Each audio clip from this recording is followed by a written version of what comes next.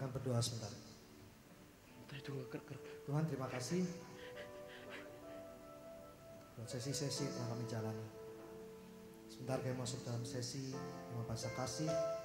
Mampukan kami mengerti apa yang Tuhan mau kami mengerti, supaya dalam kehidupan rumah tangga kami benar-benar menjadi kehidupan rumah tangga yang berbahagia. Berkati setiap kami ya Tuhan. Di dalam nama Tuhan Yesus kami berucapkan syukur kami. Amin.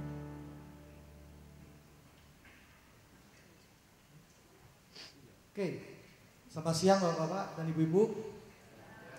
Kita masuk dalam satu sesi lagi. Sesinya berjudul 5 bahasa kasih. Ini adalah sesi yang cukup santai. Kita akan agak santai, tapi saya tetap minta kita semua fokus ya. Oke. 5 bahasa kasih. Saya akan mulai cerita dari, saya perkenalkan seorang anak muda yang bernama Justin. Dia ganteng, dia orang bule. Dan seorang wanita yang namanya Inem, dia orang Jawa.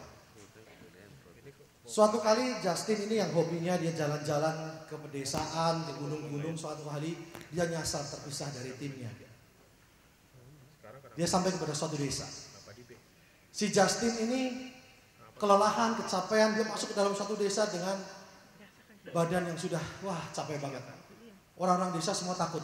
Di lereng gunung itu takut karena nggak pernah lihat bule sebelumnya. Tapi ada satu orang wanita yang nggak terlalu takut, namanya Inem. Dia lihat ini orang kasihan, kelihatannya capek, lapar, haus. Maka Inem kasih dia makanan dan minuman. Singkat cerita, setiap kali Inem ini selalu kasih makanan kepada Justin. Maka timbullah benih cinta di antara mereka berdua. Justin mulai cinta, Inem mulai cinta. Mereka tidak bisa saling bercakap-cakap karena Inem tidak bisa ngomong bahasa Inggris, Justin tidak bisa ngomong bahasa Jawa.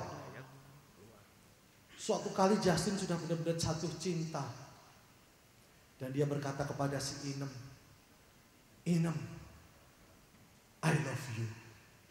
Si Inem pikir, oh mau ubi lagi gua ambilin. Lagi, no, I love you. Kurang banyak katanya, tambahin lagi. Sementara jauh di dalam hati Inem ada satu perasaan cinta dan dia pengen, Justin, kamu tuh mbok yang ngomong cinta sama saya.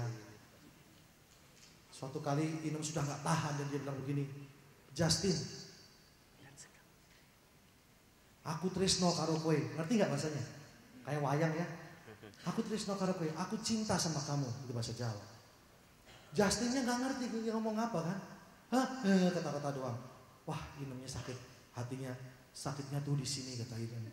Gua ditolak. Tapi dia putus asa, dia sangat mencintai si Justin dan dia berusaha ngomong lagi. Justin, aku tresno karo kowe. Si Justinnya ketawa doang, takut dikasih ubi lagi. Akibatnya akhirnya si Inem sedih dan dia meninggalkan Justin. Tapi dia tetap kasih makan. Tapi tidak bisa menahan. Karena sebenarnya mencintai banget. Dia mau ngomong lagi gak bisa. Sementara si Justin setiap kali Inem datang selalu bilang, Inem, I love you, do you love me? Selalu menanyakan hal sama. Dan Inem juga ngerti Justin ngomong apa. Suatu kali tim penyelamat yang mencari Justin hilang di gunung menemukan Justin dan membawa Justin pulang ke Amerika. Mereka berpisah, sedih sekali. Si Justin sangat sedih berpisah dari Inem dan Inem sangat sedih berpisah dari Justin. Karena sebenarnya mereka saling mencinta. Pesawatnya terbang, Justinnya nangis di pesawat. Oh my Inem. Nangis. Sementara Inemnya sampai nyuci di kali dia nangis, Justin sampai nyuci. Nangis. Happy ending? Happy ending gak? Tidak.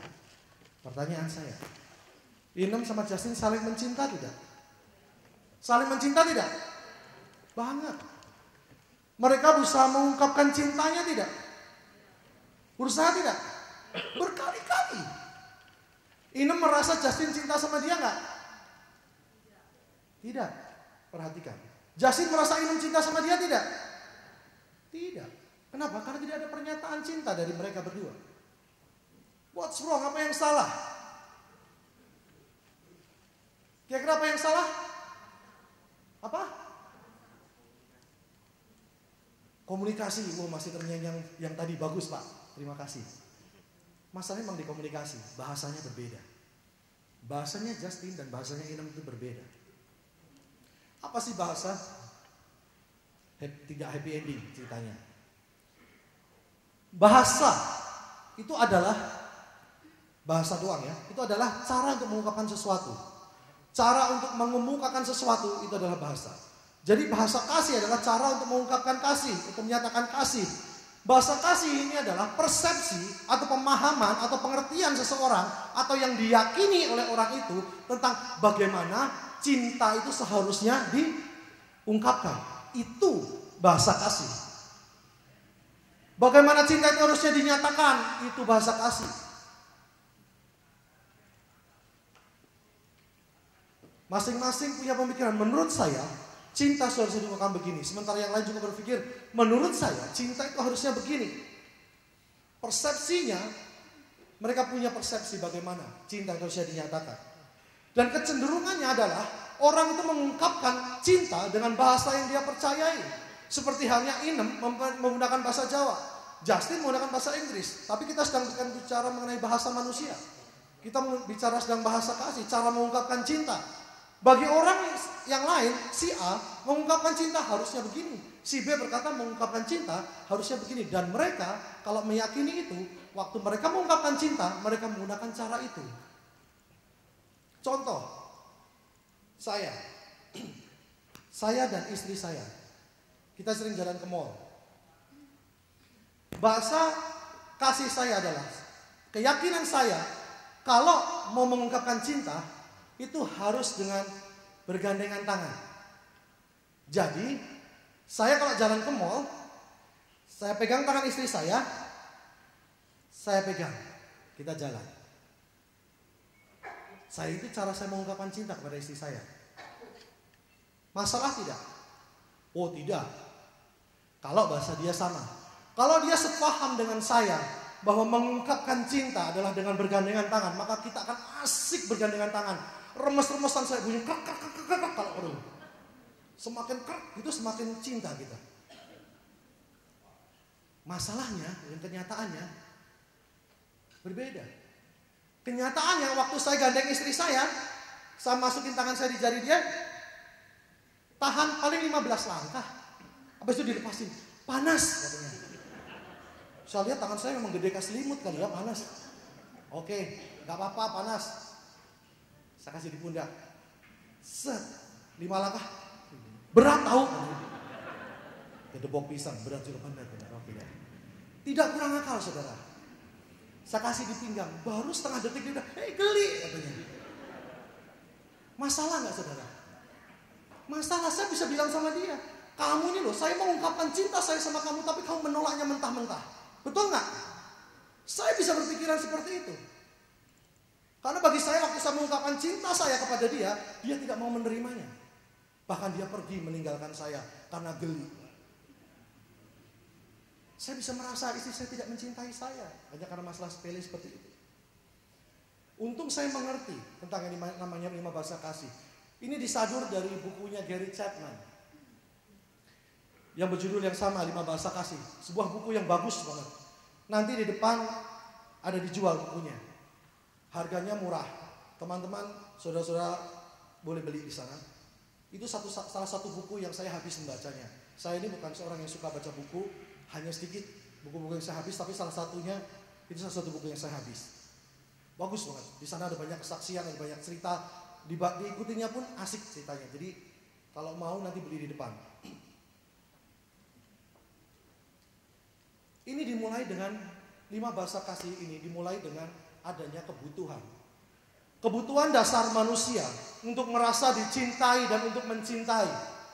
Setiap manusia, setiap kita yang ada di sini punya kebutuhan untuk mencintai dan untuk dicintai. Analoginya seperti tangki cinta. Bayangkan sebuah tangki yang akan terisi saat kita merasa dicinta. Saat saya merasakan cinta dari pasangan saya, maka tangki cinta saya akan terisi terus. Saat saya tidak merasa dia cinta, lama-lama tangki itu akan kering.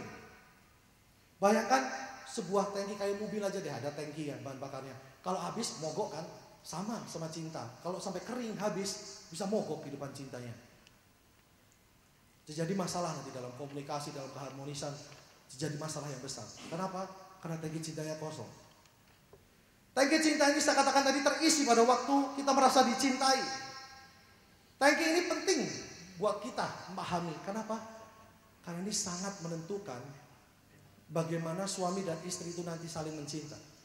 Kalau kita tidak ngerti caranya ngisi, kalau kita tidak mengerti kebutuhan cinta istri kita, kalau kita tidak mengerti kebutuhan cinta suami kita, maka kita akan melakukan hal-hal yang salah. Sehingga tangki cinta pasangan kita akan kosong dan kehidupan kita akan berada dalam masalah besar. Lebih bermasalah lagi, sewaktu tangki itu kosong, ada orang lain yang datang bawa selang dan diisi. Maka timbullah pihak ketiga. Itu diawali dengan tangki yang kosong. Sangat bisa terjadi seperti itu. Sementara kalau tangkinya penuh, saya mencintai istri saya dan saat ini tangki cinta saya kepada dia penuh. Tidak ada peluang bagi saya untuk mencintai orang lain. Kenapa? Karena saya sedang menggebu-gebu. Saya tadi ceritakan, saya pergi traveling aja saya selalu Skype. Kalau saya transit pun saya Skype. Saya pengen lihat dia gitu loh. Bukan karena saya gak percaya, tapi karena saya kangen. 14 tahun saya menikah. Dan saya masih lakukan seperti itu. Tangki cinta ini juga berbicara mengenai kalau penuh, maka kita akan lebih easy, lebih mudah untuk kita dalam berinteraksi sama suami istri. Saya kasih contoh gini biar gampang deh. Misalnya, bayangkan saudara-saudara semua punya teman, kenalan deh, jangan teman, yang baik banget sama saudara. Orangnya sangat baik dan saudara mengaguminya. Mungkin sekarang ada nama kali dipikirin saudara. Oh, ini orangnya baik banget, saya sangat kagum sama dia. Dan dia bertamu ke rumah saudara. Orangnya baik, saudara suka sama orang ini. Saudara kasih kopi, dia lagi bawa, jatuh kopinya. Cas! Gelasnya pecah, kopinya mercik ke sofa. Saudara marah tidak? Hah? Tidak. Marah tidak? Tidak. Mungkin di dalam hati kita, aduh sayang juga ya, tapi kita gak marah. Kenapa? Karena kita suka sama orang itu. Bayangkan orang yang lain, yang saudara sudah sebel banget, lihat mukanya aja sebel. Dan saudara sudah basa-basi kasih kopi ke dia, dijatuhin pula, kena sofa pula. Reaksinya kita apa? Hah? Gua rendem lu di kopi gitu ya. Saudara, kopi yang sama, sofa yang sama, kejadian yang sama. Responnya bisa berbeda. Kenapa? Karena kadar tangki cinta kita kepada orang tersebut berbeda. Waktu kita penuh, waktu kita saudara pasangan penuh, pasangan kita melakukan kesalahan, dengan mudah kita bisa melupakan. Kita bisa bilang, alah cuma begitu aja. Pasangan kita, sorry ya tadi aku begini. Gak apa-apa, gak usah dipikirin begitu doang. Tapi begitu kita kering, dia belum ngapa-ngapain sih, apa lo. Ya gak? Makanya tangki cinta itu penting. Dan bagaimana cara kita mengisi, kita akan belajar sejak hari ini. Yang paling penting adalah jangan sampai kita salah isi. Mobil solar kita isi pertama, mogok dia. Kita harus isi bensin sesuai. Kita harus isi kebutuhannya. Begitu dia merasa dicintai, maka tangki itu akan penuh. Istri saya merasa dicintai sama saya, sampai dia bilang begini, aduh, ntar kalau kita di surga kita bersama-sama ya. Saya bilang amin, saya bilang begitu. Tapi menikah enggak? Ya enggak, saya bilang gitu. Dia bilang, aduh sedih ya katanya. Kenapa? Karena dia sangat cinta sama saya. Entah saya GR atau enggak sih. Tapi saudara, kenapa bisa begitu kami? Karena dalam kami berdua kami ada cinta. Karena kami saling mengisi cinta kami secara rutin, tangki cinta kami secara rutin, sehingga itu penuh, meluap. Seperti saya jelaskan tadi, tangki cinta dan ada kebutuhan mengenai untuk dicintai dan dikasihi. Kalau kebutuhan itu tidak terpenuhi, maka akan timbul luka, saudara. Luka di dalam hati itu menimbulkan kita melakukan tindakan negatif terhadap pasangan kita. Tadi kita sudah lepaskan luka kita, sudah buang sampah kita. Sangat penting bagi kita untuk memenuhi kebutuhan tangki cinta, kebutuhan cinta pasangan kita. Supaya apa? Supaya dia merasa dicintai oleh kita.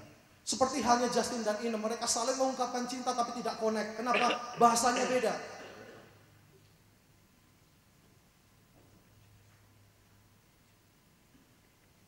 Masalah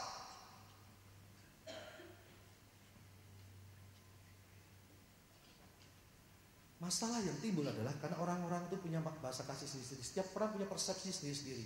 Secara general nanti kita akan bagi menjadi 5 kategori bahasa kasih. Ada 5 bahasa kasih. Setiap orang punya pemikiran tentang bagaimana seharusnya cinta itu dinyatakan. Ada yang seperti saya tadi dengan melakukan sentuhan fisik. Ada yang seperti istri saya, nanti akan saya ceritakan. Tetapi setiap orang punya pemikirannya sendiri tentang bagaimana harusnya mengungkapkan cinta itu. Masalah bahasa kasih ini adalah masalah yang sepele. Cuman begitu mas, saya udah tahu. Tapi itu sangat berbahaya kalau kita tidak melakukannya. Ini hal yang sangat sepele, tapi penting. Sekali lagi saya katakan bahasa kasih ini hal yang sepele tapi penting. Banyak rumah tangga yang hancur. Banyak rumah tangga yang hidupnya gak harmonis. Hanya karena masalah sepele ini. Pak, saya sudah menyatakan cinta saya kok. Kok dia gak merasa? Ada banyak cerita mengenai konseling pernikahan. Satu pasangan berkata, kenapa kamu berantem lah gede-gedean keluarganya? Dia sudah tidak cinta saya lagi pak. Pasangan saya sudah tidak cinta. Dia ceritakan semuanya. Tidak cinta saya lagi. Sementara kita panggil pasangannya kita dengarkan. Pasangannya bilang, saya cinta pak, saya cinta mati, saya lakukan banyak hal. Justru dia yang gak cinta saya. Dan hasilnya gak bagus keluarga itu. Persis sama Justin sama Inem. Kalau ditanya Justin, do you love her? Yes. Inem, kamu cinta gak cinta? Gak jadi. Gak connect. Kenapa? Ada permasalahan, ada perbedaan. Setiap pasangan, bapak dan ibu, kemungkinan pasangan kita memiliki bahasa cinta yang sama, yang beda dengan kita. Sehingga saat kita mengungkapkan cinta kita dengan pengertian kita, kalau kita meyakini mengungkapkan cinta adalah dengan cara seperti ini, kita lakukan itu, maka kalau bahasanya sama dia merasa dicintai. Kalau bahasanya beda dia bilang, ngapain kamu begitu? Gak ngerti. Nanti kita akan masuk lebih banyak ke contoh-contoh. Yang pasti dengan melakukan bahasa cinta pasangan kita sedang ngisiin tangki cintanya. Bahasa cinta penting. Karena ketidaktahuan akan hal ini akan menghancurkan pernikahan. Masing-masing berkata dia tidak lagi mencintaiku. Padahal sebetulnya saling mencinta. Hanya saja mengungkapkannya berbeda. Nah, bahasa cinta yang pertama. Ada 5 bahasa cinta yang pertama. Kita katakan sama-sama kita baca supaya gak lupa ya. Karena ini penting. Yang pertama kata-kata pendukung. 2, 3. Kurang semangat Bapak Ibu. 2, 3. Kata-kata pendukung. Ya. Ini sesi yang sangat cepat. Jadi habis ini kita lunch. Santai aja. Kata-kata pendukung.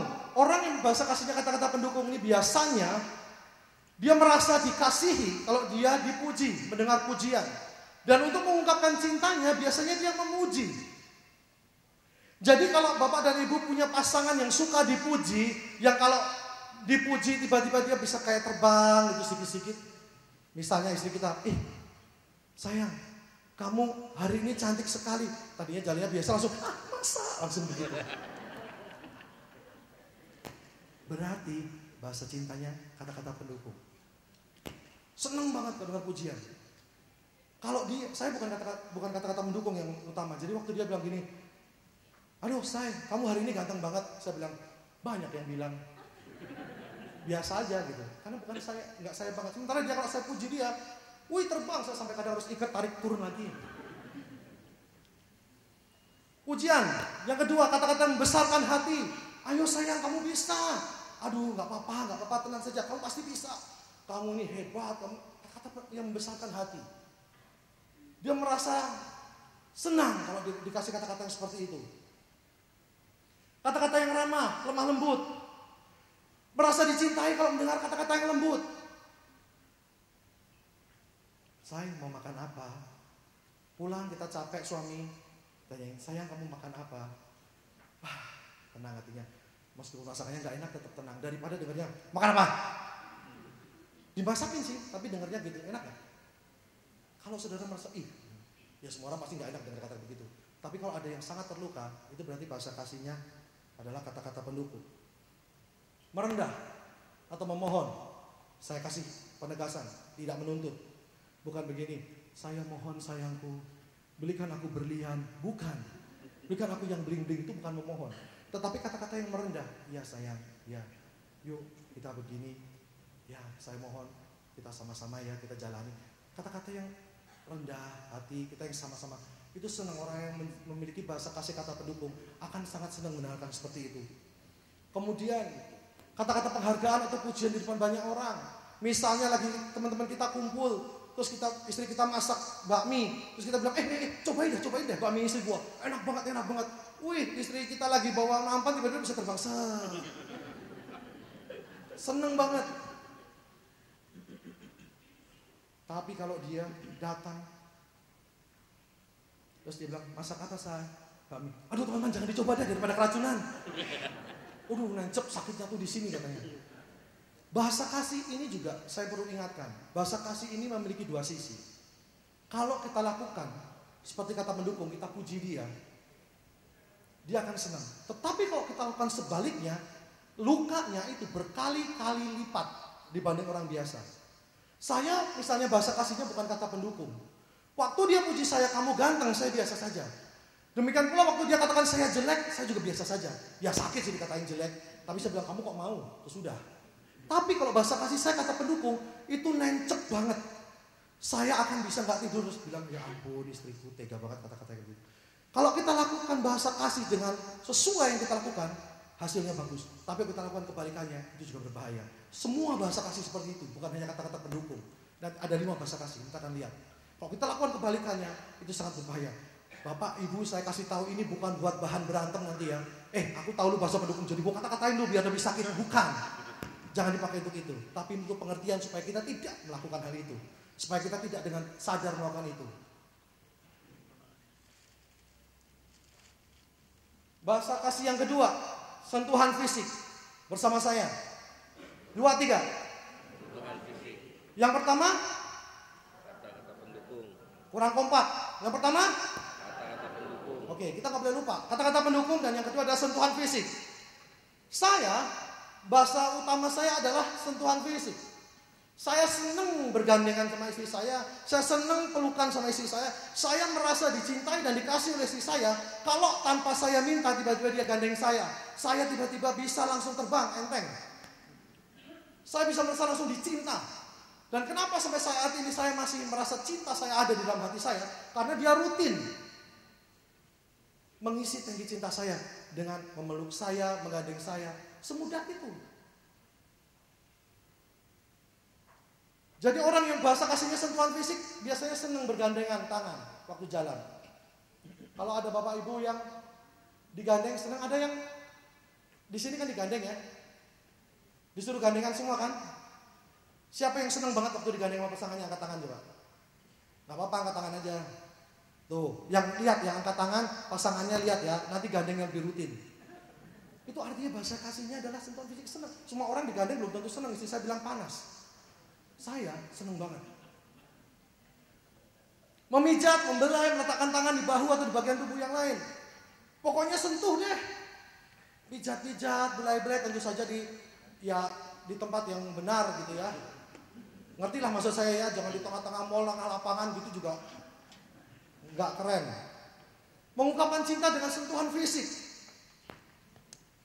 Berpelukan, berciuman, berhubungan seks. Merasa dicinta kalau pasangannya meresponi ajakan dalam berhubungan seks. Orang yang bahasa kasihnya sentuhan fisik itu susah untuk menerima penolakan dalam hubungan seks. Kalau pasangan kita memiliki bahasa kasih sentuhan fisik, kemudian minta yuk kita berhubungan seks dan ditolak oleh pasangan, itu sakit banget. Kita bisa bilang, gitu aja lu ngambek, gitu aja bisa sakit. Kenapa? Karena bahasa kasihnya adalah sentuhan fisik. Sementara waktu kita ditolak, seakan-akan itu menolak cinta kita. Jadi ibu-ibu atau bapak-bapak kalau menolak pastikan punya alasan yang tepat. Misalnya, jangan sayang, kita kan lagi di tengah-tengah mall. Oh iya ya. Atau sayang, saya lagi datang bulan. Tapi jangan dibikin-bikin, jangan. Sayang, saya kemarin kata Pak Rudi, saya pusing, beliin Panadol, sakit perut, saya linu. Itu sebenarnya alasan. Jangan. Kalau memang bapak ibu dalam keadaan bisa, lakukan, karena itu ungkapan kasih. Oke?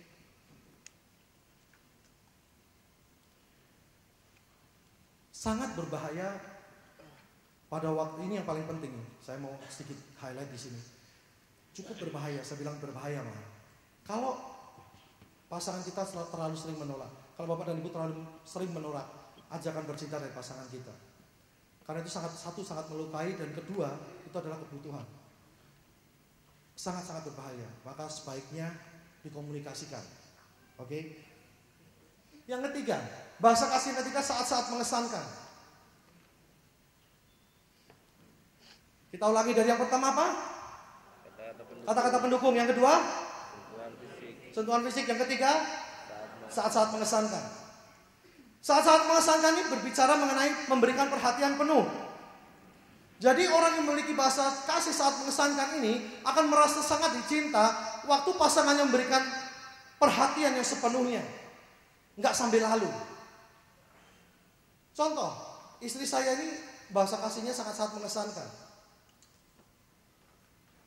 Kalau saya lagi nonton TV, tadi saya sudah ceritakan kan ya, saya lagi nonton TV, nonton bola gitu, dia mau ngomong sama saya kan, TV kita di sini, saya duduk di sini, dia biasa di belakang saya. Dia bilang, sini loh, lihat saya, kalau ngomong ngadep saya, mana mukamu, katanya. Saya bilang TV-nya di ono. Saya tengok dia, kita bercakap-cakap, kadang saya offin. Tapi kalau saya bilang, saya ini lagi seru, ini saya demen banget nih sama sepak bola ini. Dia bilang, ya udah nanti habis itu kita ngobrol ya. Gitu.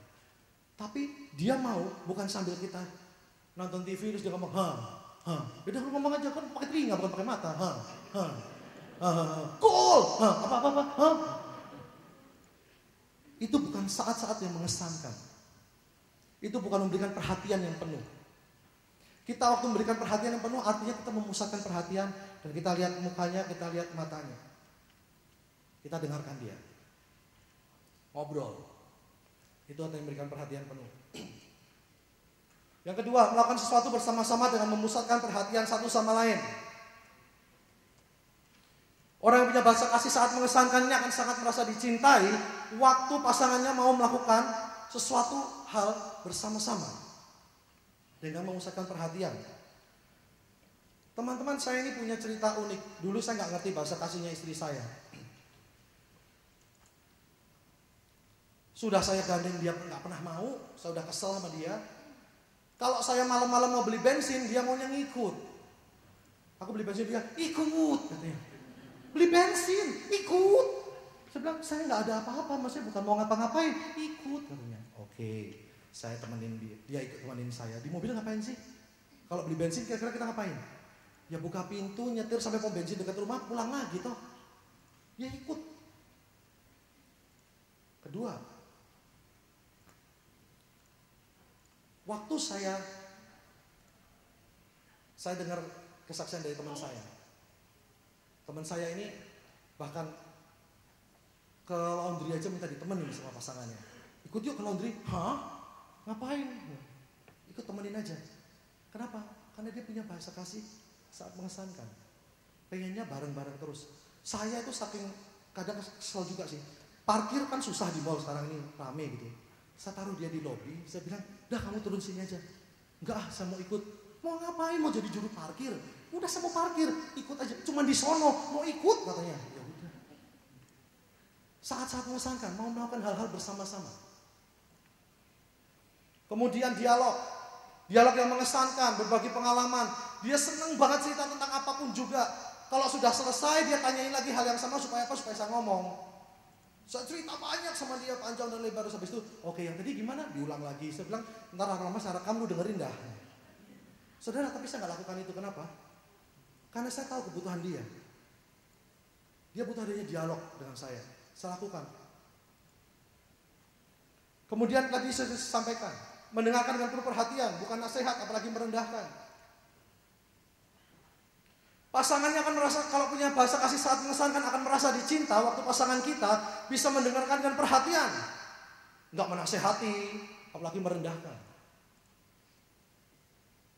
Bisa mendengar dengan perhatian. Oke, kamu ngomong apa? Oke. Oh begitu.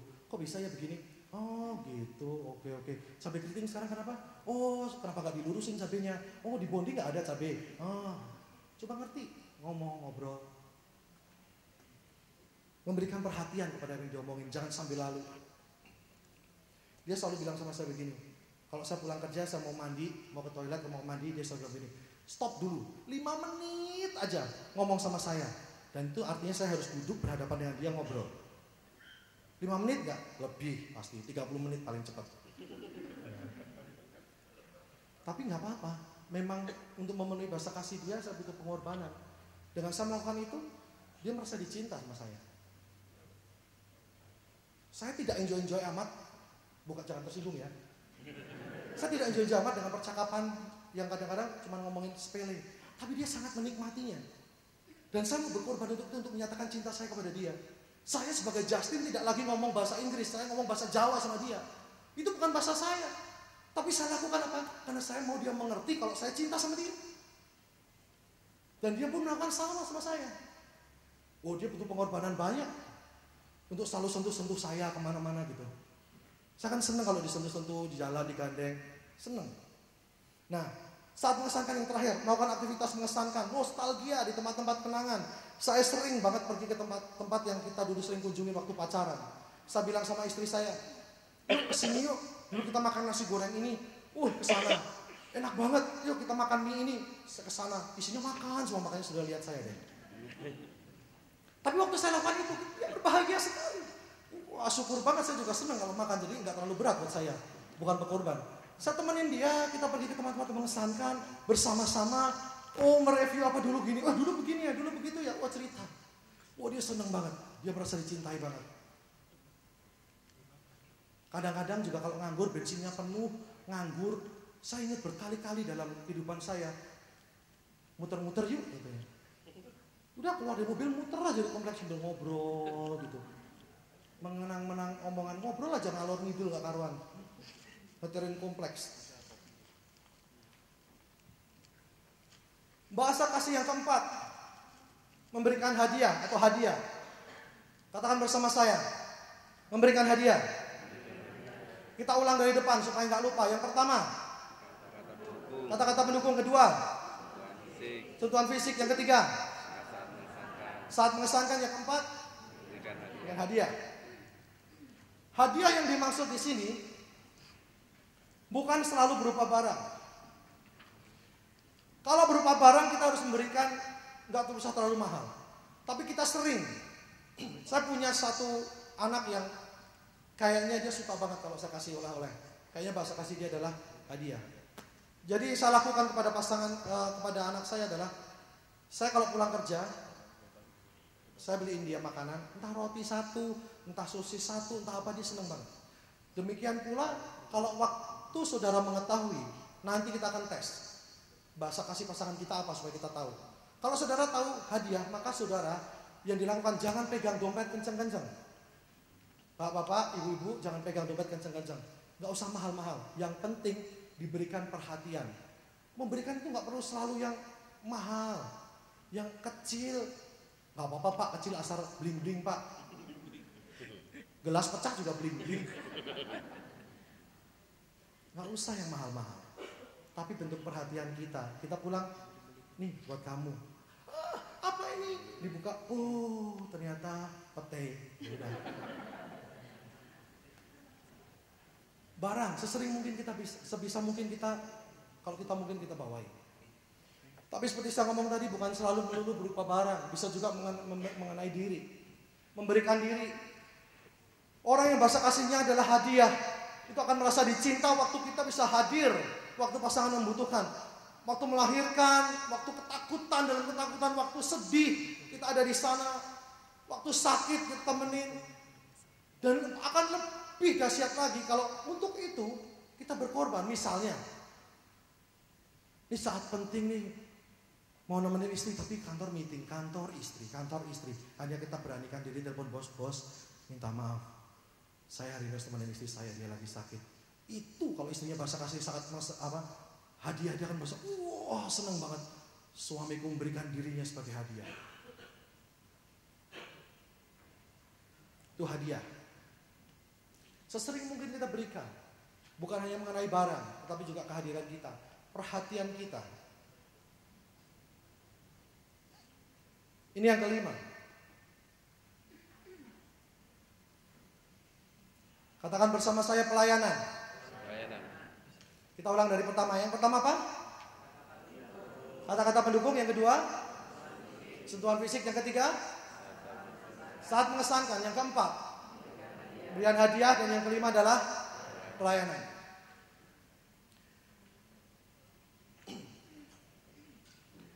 Orang yang punya bahasa kasih pelayanan, dia akan merasa sangat dicintai waktu pasangannya melayani dia.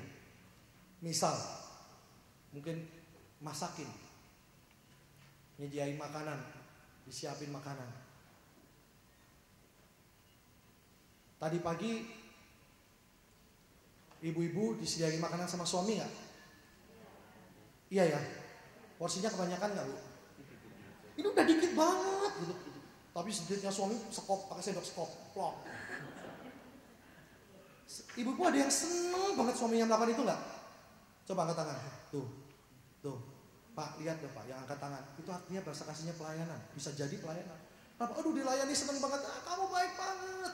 Disuruh panitia. Wah, hilang senengnya langsung. Oh. Melayani. Menyiapkan baju waktu suami mau bekerja atau istri mau bekerja. Kita siapkan baju, kita aturin. Seneng. Saya dulu seneng banget waktu saya mau kerja, dia siapin baju saya setumpuk gitu. Seneng saya udah, aduh, dia cinta saya. Karena bahasa kasih saya kedua adalah pelayanan. Kemudian membantu melakukan hal-hal yang menjadi tanggung jawab pasangan kita. Misalnya bagi istri-istri, membantu suami cuci mobil. Lo jangan ketawa. Kalau istrinya bantu, Pi, aku cuci mobil ya. Ada loh yang bapak-bapak senang banget. Seneng banget istriku mau bantuin ngurusin kerjaan. Atau istri-istri bilang begini, waktu suaminya bilang begini, Pi, kamu lagi ngapain? Sayang, kamu lagi ngapain? Lagi di dapur cuci piring. Aduh, seneng banget. Kerjaanku dibantu. Atau aku pel ya hari ini ya. Ada loh. Kalau kita lakukan apa yang menjadi tanggung jawab pasangan kita, dan dia seneng banget, itu artinya bahasa kasihnya adalah pelayanan. Jadi bagi bapak dan ibu yang punya pasangan bahasa kasihnya pelayanan, ingat-ingat baik-baik. Pagi-pagi siapin kopi, apa siapin teh, atau air putih nggak apa-apa, lebih sehat misalnya. Tapi siapin, bawain. Wah, dia akan seneng banget.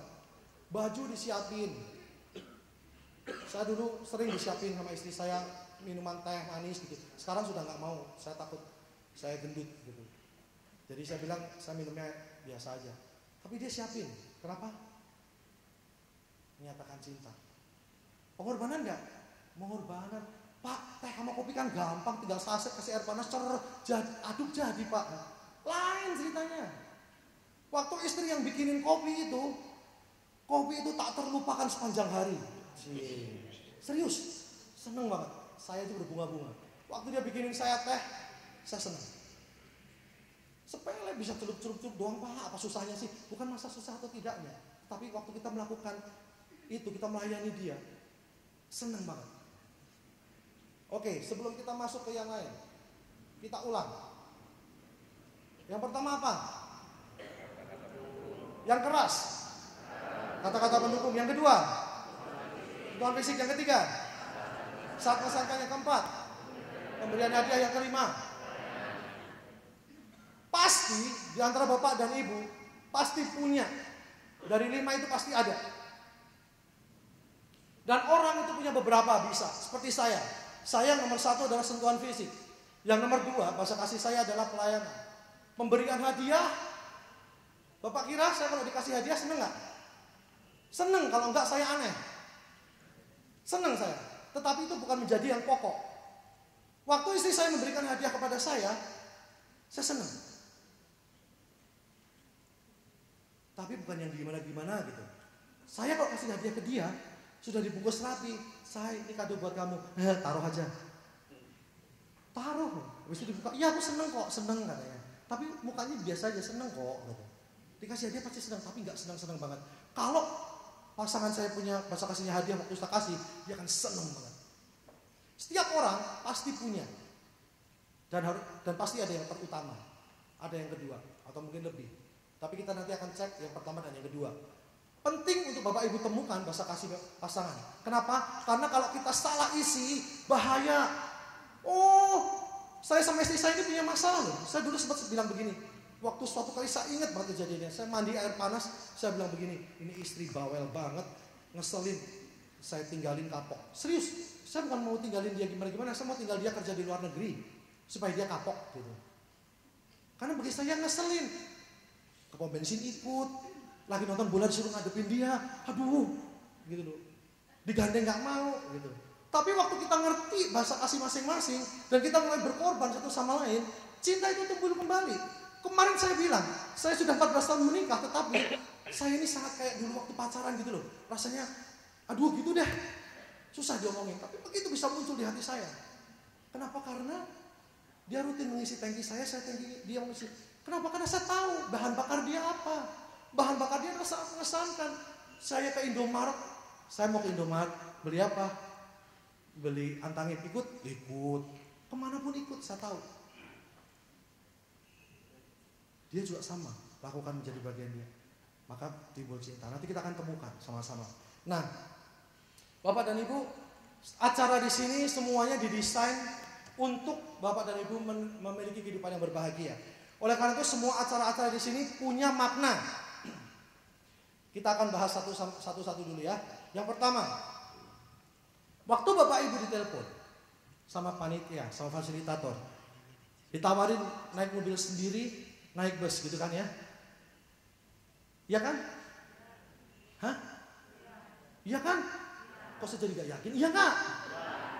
Iya dia enggak. Biasanya sih iya, pasti ditanyain, Pak mau bawa mobil sendiri atau mau naik bus? Tahu nggak tujuannya kenapa ditanyain? Dan disarankan biasanya naik mobil sendiri. Karena tindakan itu ada maknanya. Itu berhubungan dengan bahasa kasih tertentu. Di acara ini kita desain acara demi acara supaya memenuhi bahasa kasih. Kira-kira naik mobil berduaan, itu bahasa kasihnya apa? Apa? Sentuhan fisik, Pak. Oh, emang di mobil ngapain? Sentuhan fisik, Pak, di mobil. Ya elah berbahaya, Pak, Bu. Apa? Saat-saat mengesankan. Berdua di mobil ngapain? Ngobrol, bukannya ngorok. Udah sampai mana? Komunikasi. Oh, saya komunikasi, Pak. Saya ngobrol sama dia, ngomong apa? Duitol. Habis itu tidur lagi, Pak. Bapak Ibu, didesain acaranya untuk pergi berdua supaya apa? Supaya ngobrol. Cerita tentang masa lalu, cerita tentang hal-hal yang seru, yang dulu pengalaman-pengalaman dulu. Saat-saat mengesankan. Nanti pulang, saat-saat mengesankan ya ngobrol ya di mobil ya. Yang di bus juga boleh, ngobrolnya kan sebelahan. Jangan, bro, lu sebelah gua ya biar istri gua sama istri lu. Jangan. Mau ngomong apa sama si bro? Aduh, mau ngomong apa? Ngomong sama istri, sama pasangannya ngobrol. Saat-saat mengesankan. Kemudian diharuskan untuk apa? Kemana-mana. Bergandengan tangan, itu bahasa kasihnya apa? Sentuhan fisik, jelas. Siapa tadi yang senang tadi? Angkat tangan dong. Yang senang kalau digandeng, wah sama dong sama saya. Tolong yang pasangannya angkat tangan, besok digandeng lebih rutin. Yang ketiga, menulis surat. Apa bahasa kasihnya? Menulis surat.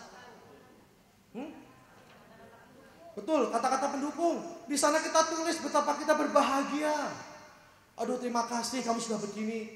Itu kata-kata pendukung. Siapa yang waktu baca surat terharu dan nangis? Saya dulu waktu saya nulis surat kepada istri saya, dia nangis. Terus saya bilang, kenapa say? Bukan karena gak bisa baca kan? Bukan, karena terharu. Oh syukurlah. Kirain kalau tulisan saya cakar pitik, matanya pedes. Aduh, apaan sih ini? Apa sih ini? Terharu. Dan itu juga mengingatkan kita akan cinta kita yang semula. Oh dulu begini. Oh iya ya, betapa saya sudah jauh ya dari kondisi dulu. Dulu saya kok bisa cinta banget sama dia. Sekarang kok biasanya. Kita bisa ingat kembali. Membantu kita mengingat. Dinner. Dinner apa?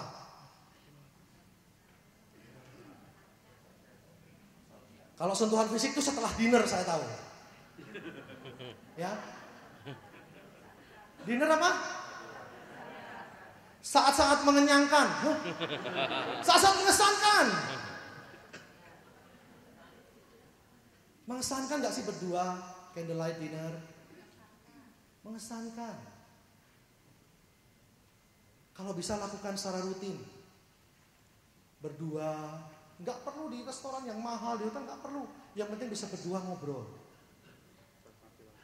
Di warung bakso kakinya naik dua-duanya. Mas tolong matiin lampu mas. Kenapa? Mau candlelight dinner.